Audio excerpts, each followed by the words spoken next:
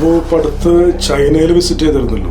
അതെ, അതിൻ്റെ ഒരു എക്സ്പീരിയൻസ് ഒന്ന് ഷെയർ ചെയ്യാൻ കഴിയും? കഴിഞ്ഞ പ്രാവശ്യം ഞാനൊരു നാട്ടിലുള്ളൊരു ട്രൂപ്പിന്റെ കൂടെ പോയത്. കാൻഡൻ ഫെയർ നടക്കുന്ന സമയമുണ്ട്. കാൻഡൻ ഫെയർ ആ ഒരു വർഷത്തിൽ 2 പ്രാവശ്യം നടക്കുക. കഴിഞ്ഞ പ്രാവശ്യം നമ്മൾ പോയത് എന്നുണ്ടെങ്കിൽ ഗോഹെയർ എന്ന് പറഞ്ഞിട്ടുള്ള ഒരു നാട്ടിൽ നിന്നുള്ള ട്രൂപ്പിന്റെ കൂടെയാണ്. അപ്പൊ അതിൽ കാൻഡൻ ഫെയർ ഫേസ് 2ലാണ് നമ്മൾ പോയത്. കാരണം നമുക്ക് ഈ പ്രൊമോഷണൽ ഗിഫ്റ്റിന്റെ ഒക്കെ പരിപാടികളുണ്ടല്ലോ, കോർപ്പറേറ്റ് ഗിഫ്റ്റിങ് കാര്യങ്ങളൊക്കെ, അപ്പൊ അത് ഒന്ന് നോക്കാൻ വേണ്ടിയിട്ട്. പിന്നെ നമ്മൾ ഇങ്ങനെ 1-2 മാർക്കറ്റുകളൊക്കെ കറങ്ങി കുറെ സിറ്റി ടൂർ കാര്യങ്ങളൊക്കെ നടത്തി നമ്മൾ തിരിച്ചു പോരും ചെയ്ത്. ഇപ്രാവശ്യം നമ്മൾ കുറച്ചും കൂടി ഒന്ന് കസ്റ്റമൈസ് ചെയ്തിട്ട് പോകാന്ന് വിചാരിച്ച്. കാരണം വെച്ചാൽ ഒരു 100% ഒരു ബിസിനസ് ട്രിപ്പായി. കാരണം കഴിഞ്ഞ പ്രാവശ്യം നമ്മൾ പോയി ചൈന എക്സ്പ്ലോർ ചെയ്ത് എന്താണെന്ന് അവിടുന്ന് കണ്ട്.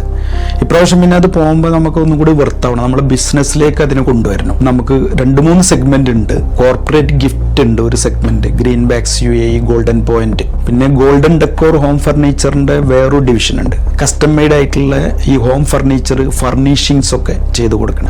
പിന്നെ ഇതിനകത്ത് വരുന്നൊരു ആശങ്ക എന്നുണ്ടെങ്കിൽ എങ്ങനെ ഇത് ഒറ്റയ്ക്ക് എക്സിക്യൂട്ട് ചെയ്യുന്നുള്ളതൊരു ഐഡിയ ഇല്ല. ബോണ്ടോ ട്രാവൽസ്, ജാഫർ മാനുക്ക. അപ്പൊ ഞാൻ ഇതിന്റെ കാര്യങ്ങളൊക്കെ മൂപ്പരടുത്ത് പറഞ്ഞ്, ആ മൂപ്പര് പറഞ്ഞ് ഞാനൊന്ന് കസ്റ്റമൈസ് ചെയ്ത് തരാം, ഒറ്റക്കനെ പോയിക്കോ, നിങ്ങൾക്ക് അവിടെ അസിസ്റ്റ് ചെയ്യാൻ ആൾക്കാരുണ്ടായിരിക്കും. പാസ്പോർട്ട് നിങ്ങളോട് തന്നു. പാസ്പോർട്ട് തന്നു കഴിഞ്ഞിട്ടുണ്ടെങ്കിൽ നിങ്ങൾ കഴിഞ്ഞ പ്രാവശ്യം പോയത് കാരണം തന്നെ പെട്ടെന്ന് വിസ നമുക്കൊരു 6 മാസത്തെ മൾട്ടിപ്പിൾ എൻട്രി വിസ കിട്ടും. അപ്പോൾ എൻ്റെ അടുത്ത് ചോദിച്ച് ഏത് ഫേസിലേക്കാ ഫോണെന്ന് ചോദിച്ചു. അപ്പോൾ ഞാൻ പറഞ്ഞു എനിക്ക് കാൻഡൻ ഫെയർ കഴിഞ്ഞ പ്രാവശ്യം ഞാൻ കണ്ടതാണ്. അപ്പോൾ നമുക്ക് ആവശ്യമുള്ള സംഗതികളുണ്ട്. അത് പേസ് 2ലും പേസ് 3ലും. പേസ് 2ല് ഈ കോർപ്പറേറ്റ് ഗിഫ്റ്റ്, പിന്നെ ബാഗിൻ്റെ ഒക്കെ സെക്ഷൻ, ബാഗ് നമ്മൾ ചെയ്യുന്നുണ്ടല്ലോ ഗ്രീൻ ബാഗ്സുമായി ബന്ധപ്പെട്ടിട്ട്. അപ്പം അതൊന്ന് സെർച്ച് ചെയ്യണം. പുതിയ ഇന്നോവേഷൻസ് എന്താ, കാരണം ചൈനയല്ല ആദ്യം പുതിയ ഇന്നോവേഷൻസ് കൊണ്ടുവരുന്നത്. അപ്പോൾ നമുക്കിവിടെ UAE മാർക്കറ്റിൽ, സൗദി മാർക്കറ്റിലൊക്കെ നമുക്ക് ഇതിൻ്റെ ഓപ്പറേഷൻസ് ഉണ്ട്. അപ്പോൾ അവിടെ എന്തൊക്കെ നമുക്ക് ഇംപ്ലിമെൻറ്റ് ചെയ്യാൻ പറ്റും, പുതിയ പ്രൊഡക്റ്റുകളാണ് ആൾക്കാർക്ക് വേണ്ടത്. എനിക്ക് തോന്നുന്നു ഞാൻ 22 ഒക്ടോബറിന് ഇവിടുന്ന് പോയി. 23rd തുടങ്ങുന്നത്. 23rd ഞാൻ അവിടെ എത്തി. 24th ഞാൻ അവിടെ പോയി. പിന്നെ മാർക്കറ്റ് എക്സ്പ്ലോർ ചെയ്യുക, കുറേ ഫാക്ടറീസ് വിസിറ്റ് ചെയ്യുക എന്നുള്ള സംഗതികളൊക്കെ ആയിരുന്നു. കഴിഞ്ഞ പ്രാവശ്യം നമ്മൾ സ്റ്റോപ്പ് ചെയ്തിട്ട് പോയത്. അപ്പോൾ അതുകൊണ്ട് തന്നെ വെച്ചാൽ വലിയ ബുദ്ധിമുട്ടാണ് ഈ സ്റ്റോപ്പ് ചെയ്ത് പോകുമ്പോൾ. അതിന് ഈ പോണ ആൾക്കാർക്ക് കൂടിയിട്ട് ഒരു ഉപകാരമുണ്ട്. എപ്പോഴും അതിൽ ഡയറക്റ്റ് ഫ്ലൈറ്റിന് പോകാൻ നല്ലത്. കാരണം നമ്മൾ ചിലപ്പം ബെയ്ജിങ്ങിലായിട്ടും പോയി, പിന്നെ അവിടെ 4 മണിക്കൂർ, പിന്നെ അവിടെ നമുക്ക് പിന്നെ അവിടുന്ന് ഷിഫ്റ്റ് ചെയ്തിട്ട് ഡൊമസ്റ്റിക്കിലേക്ക് പോകണം. ചൈന സദേൻ്റെ ഫ്ലൈറ്റ് എടുത്ത് അത് ഇവിടുന്ന് ഡയറക്റ്റ് 7 hours ആണ്. പിന്നെ അവിടെ എത്തിക്കഴിഞ്ഞ് എന്ത് ചെയ്യും, പുള്ളിക്കാരന് ചൈനയിൽ നല്ല കോണ്ടാക്ട്. നമ്മുടെ നാട്ടിൽ വളാഞ്ചേരിക്കാരൻ ഒരു ലുക്കുമാൻ ഉണ്ട്. ലുക്കുമാൻ്റെ ഒരു കമ്പനി ഉണ്ട്. ആ കമ്പനിയുമായിട്ട് മൂപ്പര് ടൈപ്പായി. മൂപ്പരുടെ കമ്പനിയുടെ ഗ്രേസ് എന്നാണ്. അപ്പം ഞാൻ അവിടെ എത്തുന്നത് രാവിലെ, അവിടെ എത്തുന്നത് 23-ാം തീയതി രാവിലെ അവിടെ എത്തുന്നത് ഒരു 9 മണി, അങ്ങനെ എയർപോർട്ടിൽ നിന്ന് ഒരു 10 മണിക്ക് ഇറങ്ങി. അപ്പോൾ അവരായിട്ട് കോണ്ടാക്ട് ചെയ്തപ്പോൾ പറഞ്ഞ് പുറത്ത് ആളുണ്ടാവും എന്ന് പറഞ്ഞു. പുറത്ത് വന്നപ്പോൾ നമുക്ക് ലക്ഷറി കാറൊക്കെ അവിടെ റെഡിയാക്കി വെച്ചിട്ടുണ്ട്. അപ്പോൾ അതിൽ നമ്മൾ ഇരിക്കുന്ന ഹോട്ടലിൽ പോകുന്ന ഒരു 11:30 ആകുമ്പോൾ ചെക്ക് ഇൻ ചെയ്തു. അന്നവിടെ റെസ്റ്റ് എടുത്ത്. പിന്നെ 24-ാം തീയതി അവരെന്നെ ഈ ഗ്രേസിൻ്റെ ടീമിനെ ഒരു പയ്യനെ വിട്ടെന്ന്. പുള്ളി എൻ്റെ കൂടെ വന്നു. നമ്മൾ കാൻഡനൊക്കെ ഫേസ് 2 കംപ്ലീറ്റ് എക്സ്പ്ലോർ ചെയ്ത് വൈകിട്ട് തിരിച്ചെത്തി. പിറ്റേന്ന് പിന്നെ ഞാൻ അവിടെ പോണത് ഫോഷാൻ മാർക്കറ്റിലാണ്. ഈ ഫോഷാൻ എന്ന് പറഞ്ഞിട്ടുണ്ടെങ്കിൽ അവിടുന്ന് നമ്മൾ നിൽക്കുന്ന സ്ഥലത്തുനിന്ന് ഗോൺജോയിലേക്കാണ് ഞാൻ പോണത്. ഗോൺഷോ ഒരു 1 hour ഉണ്ട്. ടാക്സിക്ക് പോയാൽ മതി. ദീദിയാണ് അവിടെ. ഈ ദീദി എന്ന് പറഞ്ഞിട്ടൊരു ടാക്സി ആണുള്ളത്. അപ്പോൾ ദീദിയിൽ അവിടെ ഇറങ്ങി പയ്യൻ നമ്മളെ കൂടെ വന്നു. അത് കംപ്ലീറ്റ് എക്സ്പ്ലോർ ചെയ്ത്. അപ്പോൾ ഏകദേശം ഇത് ഒരു 5 കിലോമീറ്ററോളം ഓരോ ക്ലസ്റ്ററാണ്. അപ്പോൾ ഇതിനകത്ത് എന്താ വെച്ചാൽ ഫർണിച്ചറിൻ്റെ അത്ഭുത ലോകമാണ്. അപ്പോൾ ഓരോ ക്ലസ്റ്ററിലും 100 കണക്കിന് ഷോപ്പുകളാണ്, ഫർണിച്ചർ ഷോപ്പുകൾ. അപ്പോൾ ഇവർക്കൊക്കെ ഫാക്ടറി ഉണ്ട്, പല ആൾക്കാർക്കും ഫാക്ടറി ഉണ്ട്. അപ്പോൾ അവിടെ കണ്ണഞ്ചിപ്പിക്കുന്ന UAE മാർക്കറ്റിലൊന്നും കാണാത്ത അത്രയും ഇന്നോവേറ്റ് ചെയ്തു വെച്ചിട്ടുണ്ട്. ഒത്തിരി പ്രൊഡക്റ്റുകൾ, സോഫാസ് ആയിക്കോട്ടെ, ഡിഫറെൻറ്റ് ടൈപ്പ് ഓഫ് സോഫ, പിന്നെ കസ്റ്റം മെയ്ഡ് ആയിട്ടുള്ള കുറേ റിക്ലൈനർ സോഫാസ്, സീറ്റിങ്, ചെയറുകൾ, എന്താ ഫർണിച്ചറിൻ്റെ ഒരു മായ ലോകം തന്നെ പറയാം. നമ്മൾ ഏകദേശമൊക്കെ അന്ന് അവിടെ പോയി കറങ്ങി കുറേ കോണ്ടാക്റ്റുകളൊക്കെ എടുത്തു, കുറേ വില കാര്യങ്ങളൊക്കെ നോക്കി. കുറേ ഫാക്ടറിക്കാരൊന്നും നമ്മളിവിടുന്ന് കിട്ടി. പിന്നെ ഫാക്ടറി പിന്നെ ഒരു ദിവസം വിസിറ്റ് ചെയ്യുക എന്നുള്ള നിലക്ക്. അപ്പോൾ നമ്മളെ ഗോൾഡൻ ഡെക്കോറിലേക്ക് വേണ്ട സാധനങ്ങളൊക്കെ അവിടെ നമ്മൾ സെറ്റാക്കി. സെക്കൻഡ് ഡേയും പിന്നെ ഞാൻ അവിടെ തന്നെ പോയി. മറ്റേ ഫാക്ടറി പീപ്പിൾസിനായിട്ടൊക്കെ നമുക്ക് കണക്ട് ചെയ്യാൻ പറ്റി. തിരിച്ചു പോകുന്ന ഈ മറ്റേ ഷഹീദ് എന്ന് പറഞ്ഞിട്ടൊരു പയ്യനായിരുന്നു. അപ്പോൾ നമ്മൾ ഈ ഗ്രേസിൻ്റെ ലുക്മാൻ്റെ ഒരു ടീം. പുള്ളി നല്ല ഹെൽപ്ഫുള്ളാണ്, നല്ല മാർക്കറ്റ് നോളജുള്ള, നല്ല കിടിലം പയ്യനാ. തേർഡ് ഞാൻ ഒറ്റയ്ക്ക് എക്സ്പ്ലോർ ചെയ്യാൻ തീരുമാനിച്ചു. അപ്പോൾ അതിൻ്റെ അടുത്ത് പറഞ്ഞ് ഇനി ഞാനൊന്ന് ഒറ്റയ്ക്ക് പോയി നോക്കട്ടെ. അപ്പോൾ അവിടുന്ന് ഞാൻ അവിടെ ചെന്നപ്പോൾ നമ്മൾ ലോക്കൽ ചൈനീസ് നമ്പറൊക്കെ എടുത്തിട്ടുണ്ടായിരുന്നു. അപ്പോൾ പയ്യൻ എനിക്ക് ദീദി എന്ന് പറഞ്ഞിട്ടൊരു ആപ്പൊക്കെ ഉണ്ട്. അപ്പോൾ നമ്മൾ ഈ വിചാറ്റിലാണത് വർക്ക് ചെയ്യുക. ക്രെഡിറ്റ് കാർഡോ ഡെബിറ്റ് കാർഡോ ഇട്ട് കഴിഞ്ഞിട്ടുണ്ടെങ്കിൽ വണ്ടി ബുക്ക് ചെയ്യുക. വിത്തിൻ മിനിറ്റ്സിൻ്റെ ഉള്ളിൽ വണ്ടി നമ്മൾ എടുത്തെത്തും.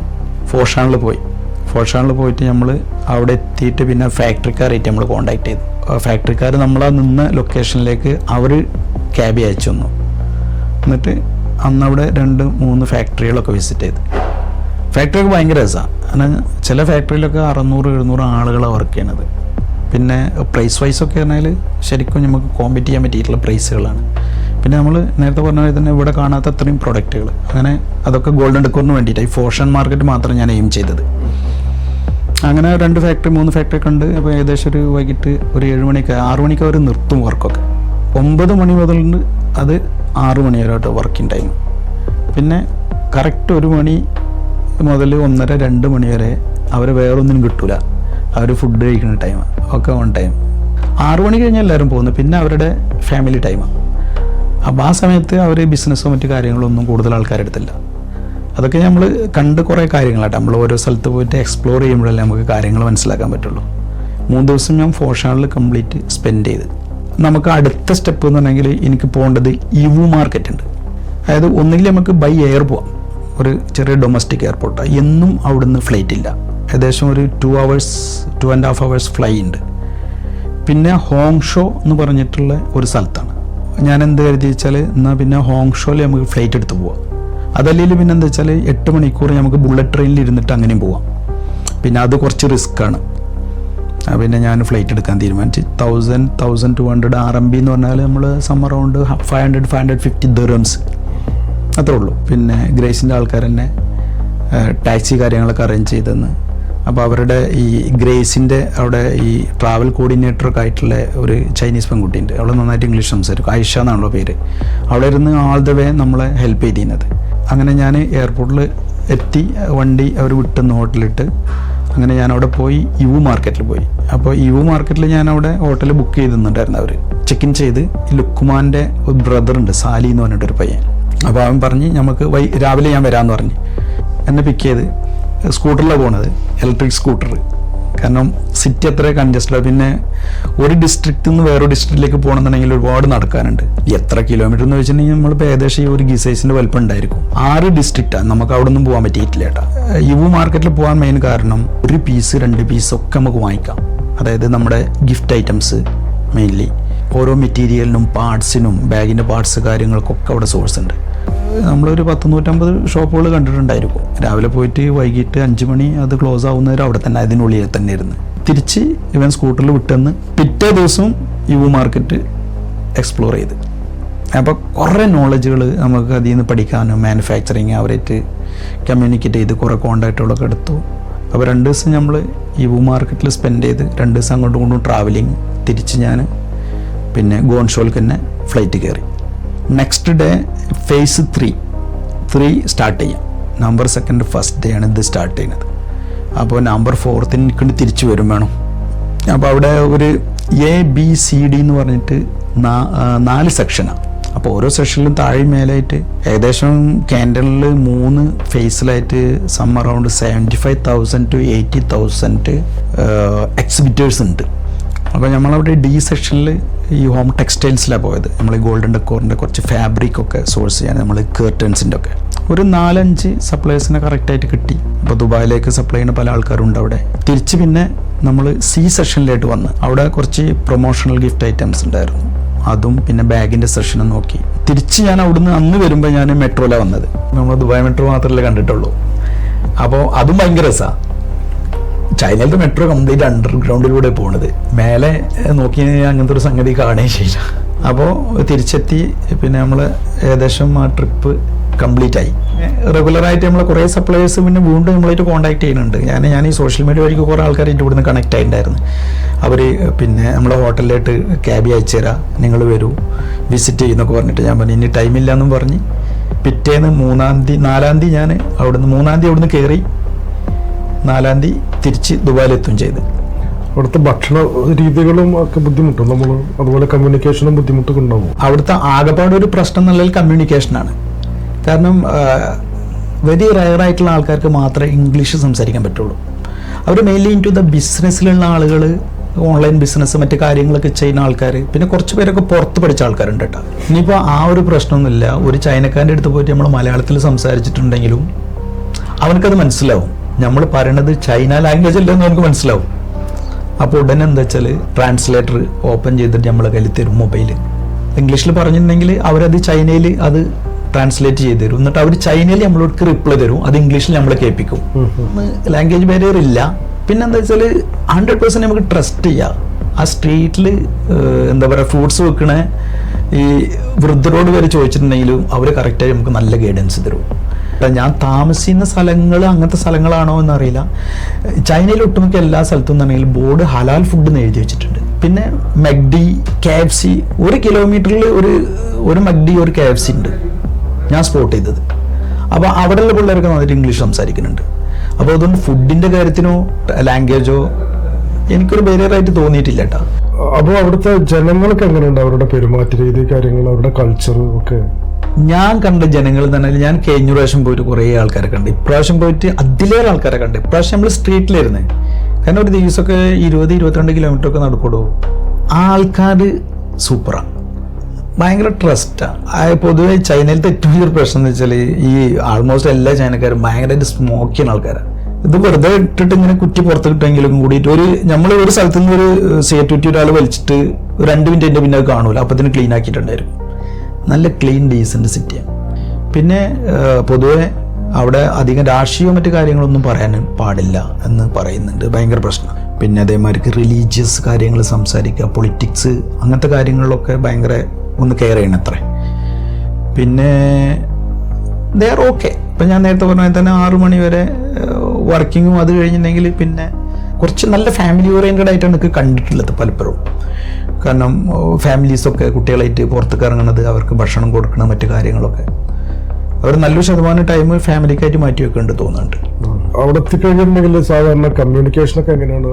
അതിൻ്റെ സോഷ്യൽ മീഡിയ കാര്യങ്ങളൊക്കെ അവിടെ പോലെ തന്നെ അവിടെ ഉണ്ടോ? അതോ ഇല്ല, അത് സോഷ്യൽ മീഡിയ അവിടെ വർക്കാവില്ല.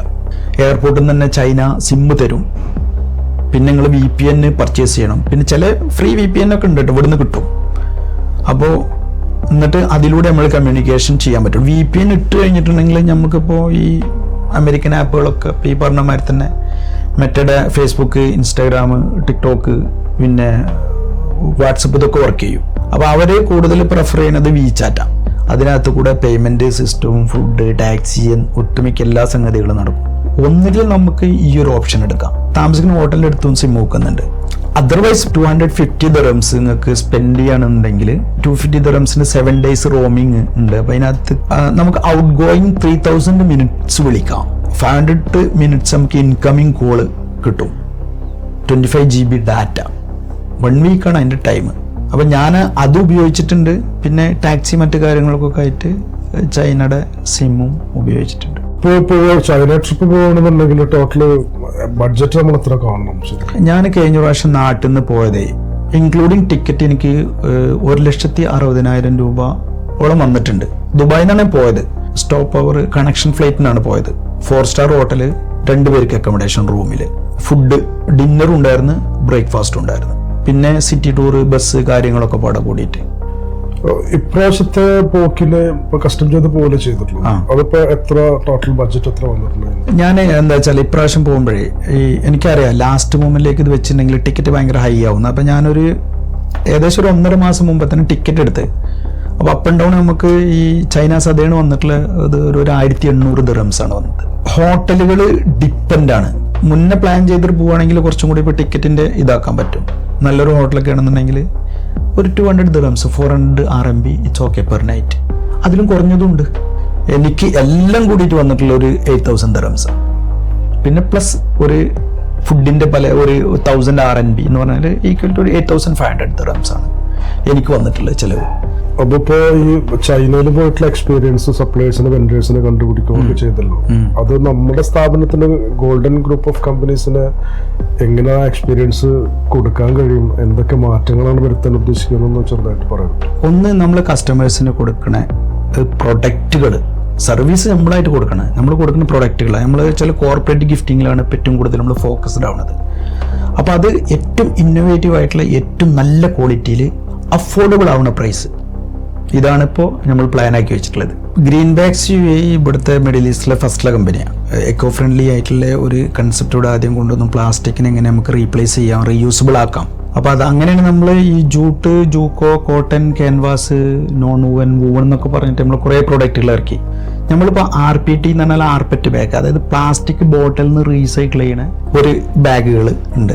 അപ്പോൾ അതൊന്നും കൂടിയിട്ട് ഫാബ്രിക് നമ്മളിവിടെ ഇറക്കിയിട്ട് ഇവിടെ നിന്ന് കസ്റ്റമൈഡ് ചെയ്യാനുള്ള കുറച്ച് സോഴ്സുകൾ നമ്മൾ കണ്ടെത്തിയിട്ടുണ്ട്. ഫെൽറ്റ് ബാഗ് എന്ന് പറഞ്ഞിട്ട് ഒരു പ്രോഡക്റ്റ് ഉണ്ട്. ഇപ്പോൾ UAE മാർക്കറ്റിലൊന്നും അധികമില്ല. അപ്പോൾ നമ്മൾ ഒന്ന് ഭയങ്കര കോസ്റ്റ് എഫക്റ്റീവ് ആണത്, രണ്ടാമത്തെ ഭയങ്കര സ്റ്റൈലിഷ് സ്റ്റഡി ആയിട്ടുള്ള ബാഗുകളാണ്. പിന്നെ മൂന്നാമത്തെ വെച്ചാൽ ബ്രാൻഡിങ് എല്ലാം പോസിബിൾ അതിനകത്ത്, അതായത് എംബ്രോയിഡറി പറ്റും, പ്രിൻറ്റിങ്ങിലെല്ലാം പറ്റും, പിന്നെ UV പറ്റും. ജൂക്കോ ബാഗിനെ അപേക്ഷിച്ച് നോക്കുകയാണെങ്കിൽ കുറച്ചും കൂടി വില കുറവാണ്, ഡ്യൂറബിളാണ്. അപ്പോൾ ഈ ഒന്ന് രണ്ട് സംഗതികൾ നമ്മൾ പുറത്ത് ഇനിയിപ്പോൾ മാർക്കറ്റിലേക്ക് ഇറക്കാൻ പോവുകയാണ്.